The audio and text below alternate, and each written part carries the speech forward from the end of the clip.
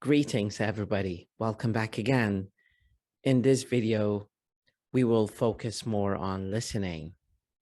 In this listening, we will analyze an audio from a podcast that is posted online. In this podcast, there are certain expressions that we will focus on and try to learn to the best of what we can. These expressions are really important. So it's very important that you listen to the way we say them. This is not speaking or grammar or reading exercise. It's purely focusing on vocabulary, pronunciation, and listening. So let's jump to this recording and listen. We will not be able to listen to the whole recording, but I will put it at the end of the video for you to be able to listen to again and again and again and again to the point of saturating your ears with good amount of listening so you can become better English listener. This listening is to train your ears to improve and focus on nouns, verbs, adverbs, adjectives, connectors, conjunctions, such as and, or, nor, but, yet, and so.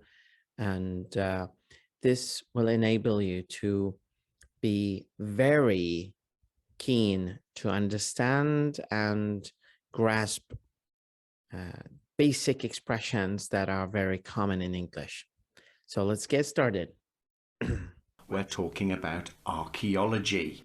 Okay, let's get back here and focus on the way he said we are talking.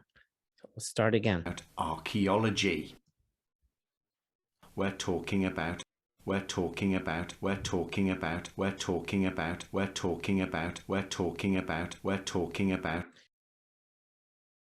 So instead of saying we are talking about, he's saying we're talking about or we're talking about. Why is he saying that with less emphasis on auxiliary verb? Auxiliary verb in English is considered as a something we call in language functional word. It's not a content word.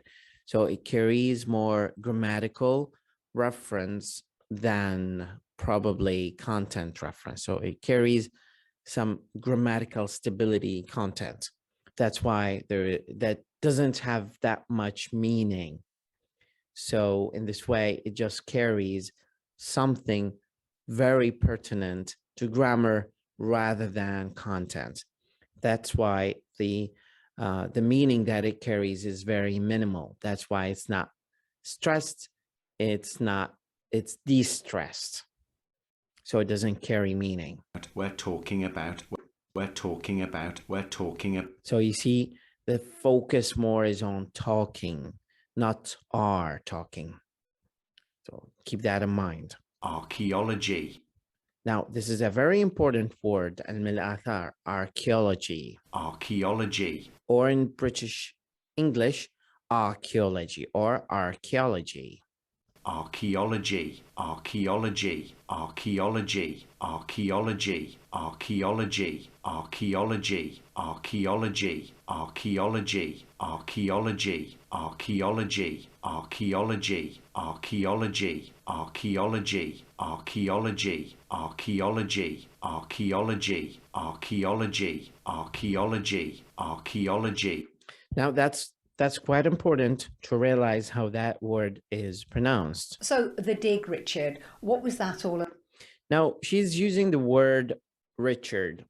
She's talking about a part of a movie, and then she's tying that up to archaeology, but she's calling him Richard, not Mr. Richard.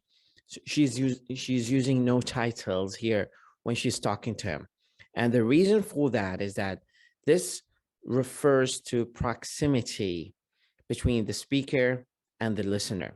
Usually in English, we tend to use less formal expressions to avoid distancing the listener or the reader or audience, because English is a friendly language. So we focus more on dropping these expressions of entitlement just to refer to how closer we are to the person. We're friends, and there's not that much emphasis put on using titles unless it's in academic context.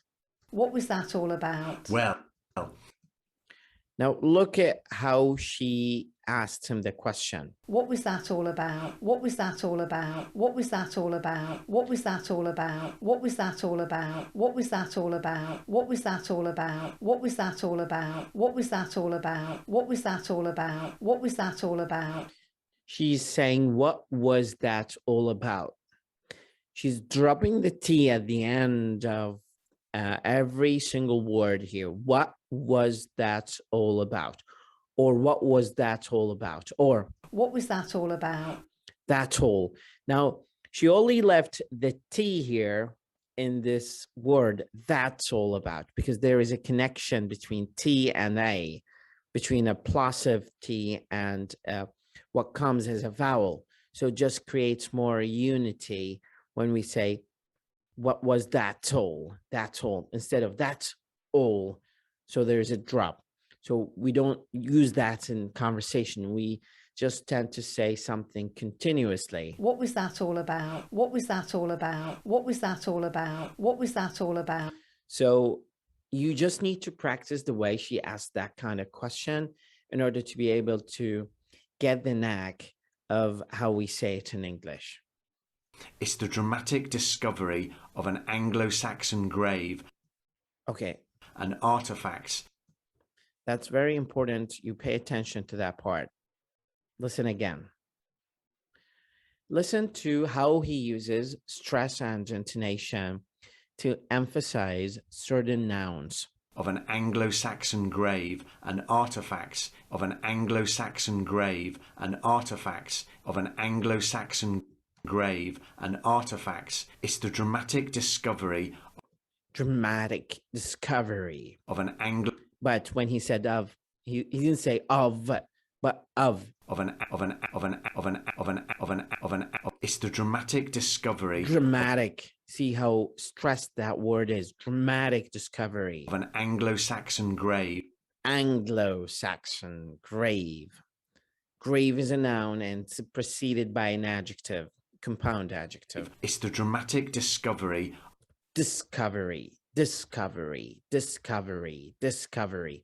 That's how you improve your English. You need to train your ears to listen consistently to this sort of training, to train your ears to listen more and better, to improve yourself in pronunciation. and artifacts. Artifact or artifact.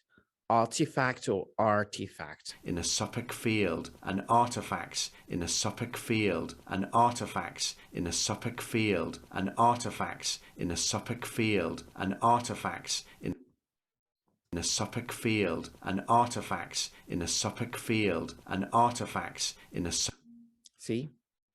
Let's move to the next part.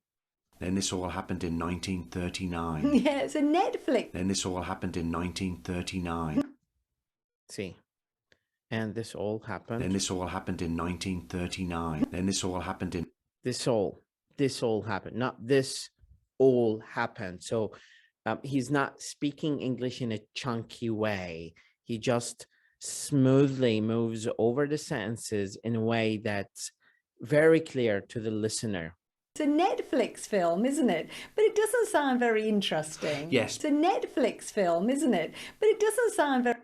She puts stress on the negative part here.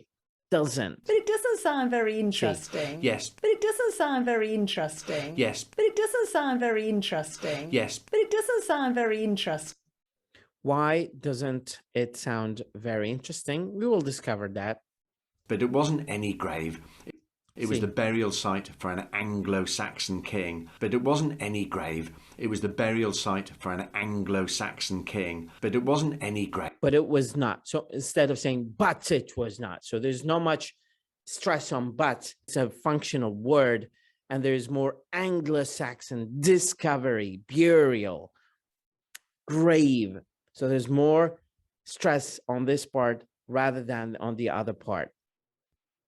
But it wasn't any grave. But it was, but it was, instead of saying, but it was, he's just using it in a very minimal way. And this all happened in 1939. Yeah, it's a Netflix film, isn't it? But it doesn't sound very interesting. Yes, but it wasn't any grave. It was the burial site for an Anglo-Saxon king. Yes, but it wasn't any. See, I'm just trying to find where he uses but. But it wasn't any, but it wasn't any, but it wasn't any, but it wasn't any, but it wasn't any, but it wasn't any, but it wasn't any, but it wasn't any, but. Now, some people might ask, why is he stressing was? Because I already said that it's a functional word, it's an auxiliary verb, it doesn't have a meaning. Well, he's not stressing the auxiliary here. He's stressing the negated or negative auxiliary verb. So he's saying it wasn't. Listen. But it wasn't any, but it wasn't any, but it wasn't any, but it wasn't any, but wasn't. So he's stressing more the negative part of it. Once you negate that, you have to stress it. I'll leave this recording for you to listen more to, because it's relatively longer than 30 seconds.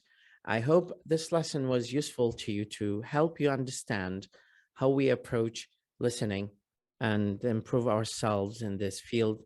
Very interesting field of language, very enjoyable for people to improve their accents or improve their pronunciation in general. If you are keen to improve yourself in accent and dialect, this is your starting point. I hope it was useful, and if it was useful, please let me know in the comment section so we can share another episode to discuss it in more details. Have a wonderful day. Following on from the success of the British film The Dig, for this week's podcast in English.com, we're talking about archaeology. So, The Dig, Richard, what was that all about? Well, it's the dramatic discovery of an Anglo-Saxon grave and artefacts in a Suffolk field. And this all happened in 1939. Yeah, it's a Netflix film, isn't it? But it doesn't sound very interesting. Yes, but it wasn't any grave. It was the burial site for an Anglo-Saxon king. It was dating back to the early 7th century AD.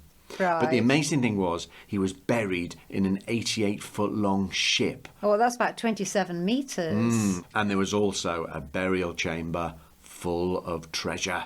Okay, so you're talking, what, about 1,400 years ago. So that's the medieval times after the Romans had left Britain. Exactly, and that's another thing that's really interesting. It's because that period is also called the Dark Ages. And they thought at the time it was considered a time devoid of the arts or cultural richness.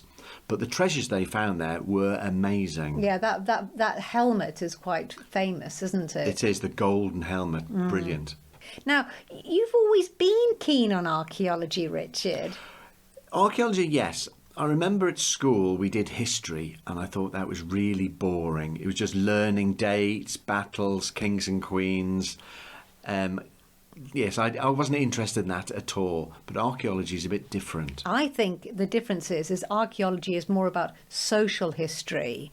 Because, Richard, more recently, archaeologists have found the best preserved Bronze Age dwelling. Right, that's about 3,000 years ago, isn't it? Yeah, this incredible wooden roundhouse. The thing was, it collapsed into a river, and so the water and the mud have preserved it. Because usually the wood decays, but in this case it hadn't. And as a result of that, archaeologists have found the most amazing things. There are pots containing food, so they can discover what the people had been eating. Yes, these are real people, real ordinary people. Yeah, textiles, clothes, so they can see what the people had been wearing. It's about people's real daily lives. Much more interesting than just boring facts and dates and stuff. Yeah, and they say there are footprints, human and animal remains. So, yes, it brings the past alive, but it's our past, isn't it, rather than kings and queens, as you say.